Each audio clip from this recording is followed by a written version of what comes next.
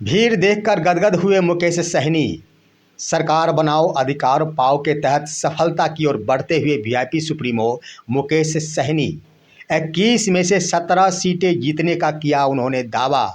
BJP को जमकर लताड़ा और यही कहा कि भाजपा की फूट डालो और राज करो की नीति अब नहीं चलेगी।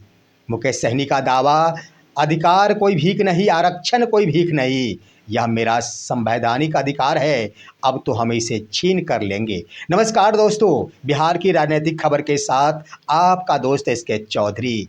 दोस्तों, इन दिनों बिहार की राजनीति में बिहार चुनाव आने से पहले जहां एक तरफ बिहार के दो प्रमुख घटक दल एनडीए और महागठबंधन के स्तर से इस चुनाव को जीतने के लिए एक से बढ़कर एक रणनीति बनाई जा रही है, वहीं महागठबंधन में शामिल वीआईपी सुप्रीमो के द्वारा भी सरकार बनाओ अधिकार पाओ की यात्रा प्रारंभ कर दी गई है। दोस्तों, इसके क्रम में वीआईपी सुप्रीमो के द्वारा जगह जगह और जिलों जिलों में जाकर खास तौर पर वीआईपी के कार्यकर्ताओं को जगाने का प्रयास किया जा रहा है, साथ ही साथ वहां की जनता को खींचने का भरपूर कोशिश किया जा रहा है। दोस्तों, इसी क्रम में बीते कल ही वीआईपी सुप्रीमो मुकेश सहनी के द्वारा मोतिहारी का दौरा किया गया था और मोतिहारी दौरा के क्रम में भीड़ देखकर गदगद हो गए वीआईपी सुप्रीमो मुकेश सहनी और उस भीड़ को देखते ही उन्होंने आम जनों के बीच ये घोषणा कर डाली कि चंपारण के 21 में से 17 सीटें हम जरूर जीतेंगे। उन्होंने दावा किया। साथ ही साथ दोस्तों, चंपारण की धरती पर ही उन्होंने एक बड़ा बयान दे डाला कि भाजपा की जो नीति है फूट डालो और राज करो, यह नीति अब हम चलने नहीं देंगे। दोस्तों, अपने अभिभाषण में उन्होंने कहा कि आरक्षण मेरे लिए कोई भीख नहीं है, आरक्षण मेरा संवैधानिक अधिकार है, अब तो हम इसे छीन कर लेंगे। आगे भी वीआईपी सुप्रीमो के द्वारा ढेर सारे बातें की गई है। दोस्तों, क्या कुछ कहा गया है, क्या कुछ रणनीति बनाई गई है वीआईपी सुप्रीमो के स्तर से, इस पर चर्चा करने से पहले मैं आपसे गुजारिश करना चाहूँगा, अगर आपने अभी तक हमारे इस चैनल को सब्सक्राइब नहीं किए हैं तो अभी सब्सक्राइब कीजिए और सच के इस सफ़र में हमारा समर्थन कीजिए।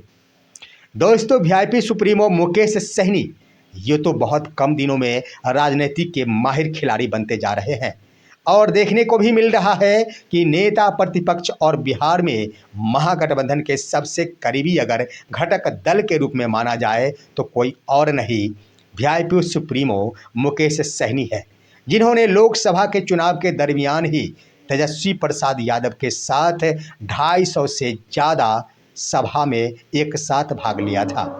दोस्तों, वो दो ही युवा राजनेता तेजस्वी प्रसाद यादव और मुकेश सहनी ही नजर आते थे जहां भी जाते थे, लेकिन इसी बीच यह दोस्ती भाजपा को रास नहीं आई और इस रूप में रास नहीं आई कि भाजपा के प्रदेश अध्यक्ष दिलीप जायसवाल के द्वारा यह बयान दे दिया गया कि मुकेश सहनी से हमारी बातचीत होती है, मुकेश सहनी भाजपा में शामिल हो सकते हैं, जिसे सिरे से खंडन किया मुकेश सहनी ने, उसे नकार दिया। उन्होंने कहा कि मैं जो कहता हूं वही करता हूं।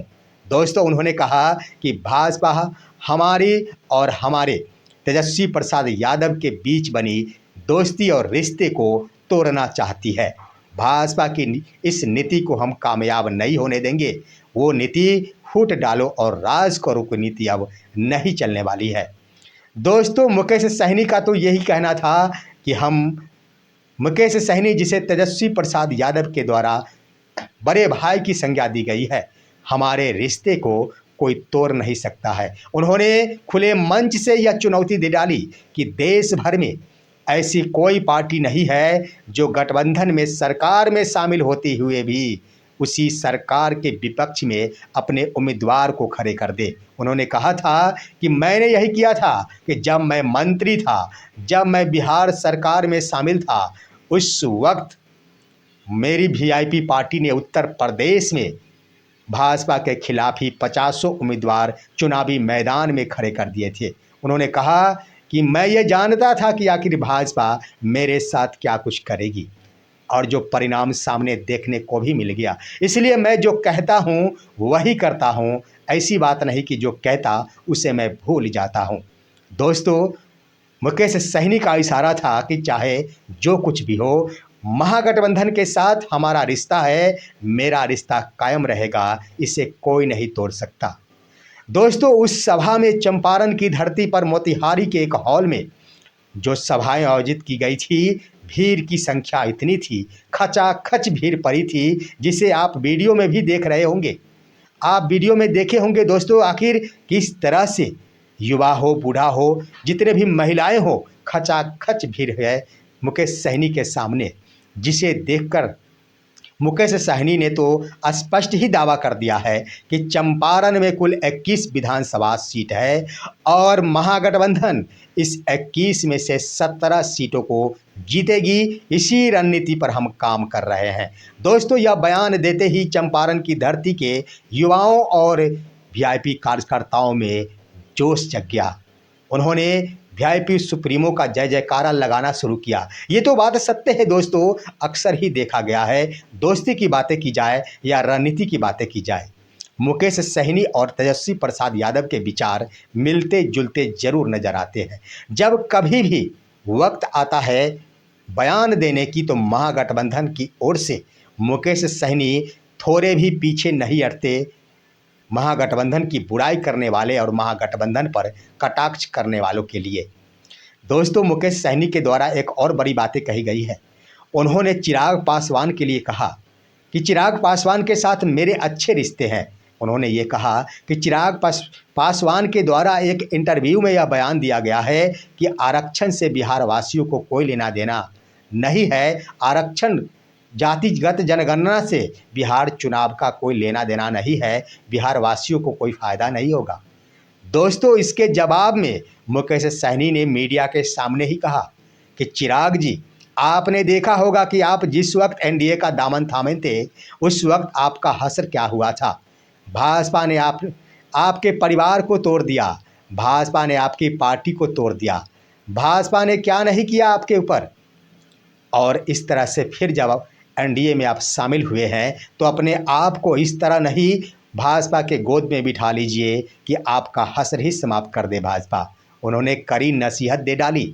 हालांकि ये बात सत्य है कि मुकेश सहनी का जो बयान होता है, अजब ही बयान होता है। दोस्तों, इससे पहले भी जब दिलीप जायसवाल के द्वारा मुकेश सहनी पर सवाल किया गया था कि मुकेश सहनी से रात में हमारी बातचीत और मुलाकातें होती है, उस वक्त उन्होंने खंडन करने के बाद भी बयान दिया था कि भाजपा के स्तर से यह तोड़ने की नीति है और भाजपा इसलिए भी यह रणनीति अपना रही है ताकि एनडीए में शामिल अन्य घटक दल, चाहे चिराग पासवान हो, जीतन राम मांझी हो, उन्हें यह दिखाया जा सके कि मुकेश सहनी हमारे संपर्क में है, उन्हें हम सीट देने जा रहे हैं, इसलिए आप सभी को सीटों की संख्या कम दी जाएगी।